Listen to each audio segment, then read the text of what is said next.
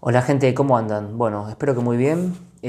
Hoy quiero hacer un pequeño recorrido sobre un tema que vengo escuchando, digamos, no solamente en algunas publicaciones o en algunas cuestiones teóricas, sino también incluso en la clínica misma, que es la cuestión de la idealización o del ideal, ¿no? Esto de, un poco así con tono freudiano, suponerle al otro, digamos, o a un lugar otro, que puede ser, digamos, en este caso una persona, pero no necesariamente, sino exacerbarlo con todas cualidades de las cuales en principio ese otro, vamos a decir, carece y que el yo, según esta teoría freudiana, lo que viene a hacer es depositar eso en el otro para que se genere, digamos, una relación amorosa, un enamoramiento, bueno.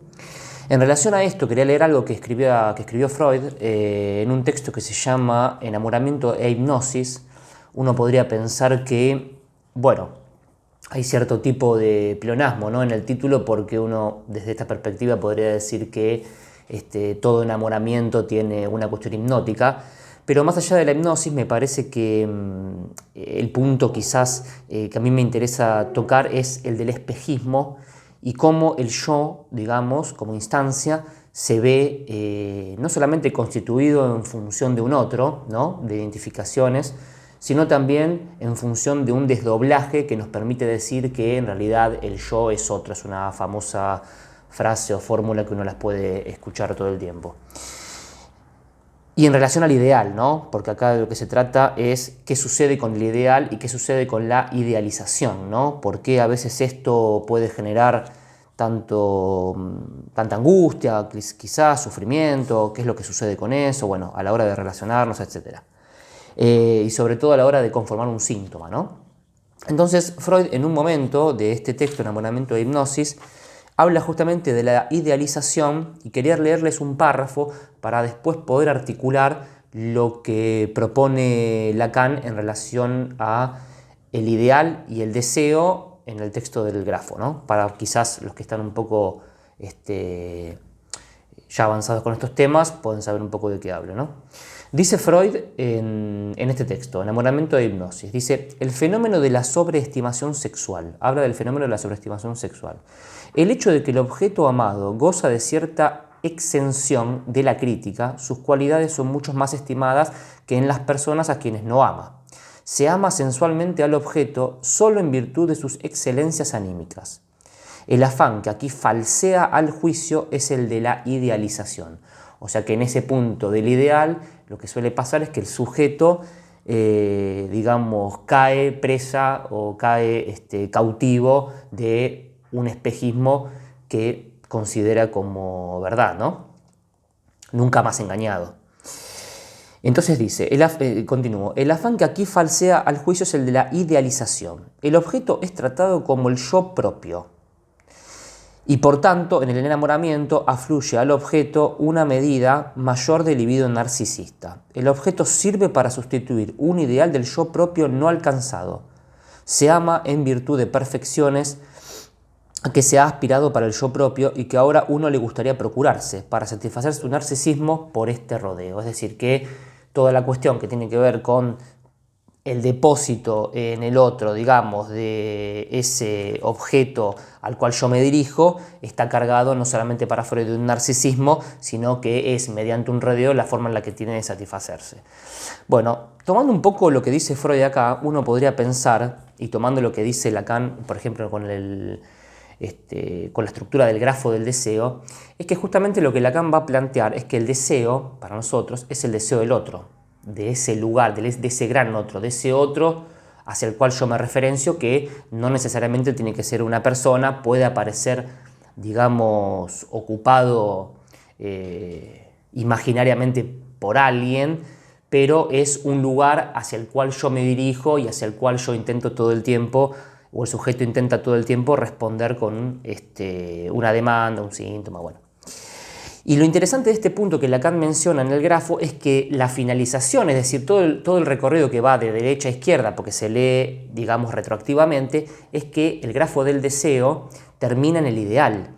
Por ende, uno podría pensar que, a diferencia de Freud, no se trata solamente con que el sujeto lo que hace es depositar en el otro cosas que el otro no tiene, porque en realidad se trata de una cuestión narcisista, que está buscando en realidad ese paraíso perdido de la idealización, porque muchas veces lo que pasa con esta cuestión de lo ideal o de idealizar a alguien tiene que ver con eso, con ir al encuentro ahí de todos aquellos deseos que vienen a responder a nuestras preguntas sobre ese objeto o ese paraíso perdido que alguna vez o del cual alguna vez pudimos gozar, es decir, todas esas ideas, esos ideales, incluso estos mitos de, bueno, cómo hay que ser para el otro, cómo hay que vivir, cómo hay que gozar sobre todo.